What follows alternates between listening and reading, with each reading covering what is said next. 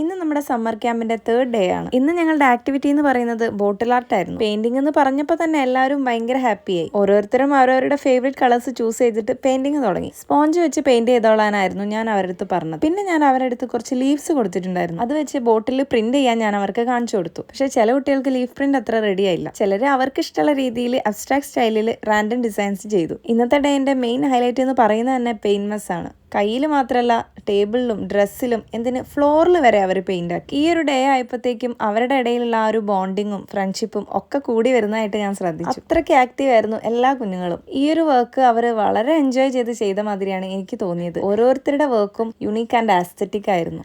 അങ്ങനെ പെയിന്റിൽ കുളിച്ച ഞങ്ങളുടെ 3rd ഡേയും കംപ്ലീറ്റ് ചെയ്തു. ഇനി നെക്സ്റ്റ് ഡേന്റെ വിശേഷങ്ങളായിട്ട് ഞാൻ മറ്റൊരു വീഡിയോ ആയിട്ട് വരാം. പിന്നെ ചാനൽ സബ്സ്ക്രൈബ് ചെയ്യാത്തവർ സബ്സ്ക്രൈബ് ചെയ്യുക, വീഡിയോ ലൈക്ക് ചെയ്യുക, കമന്റ് ചെയ്യുക. So till then take care, by.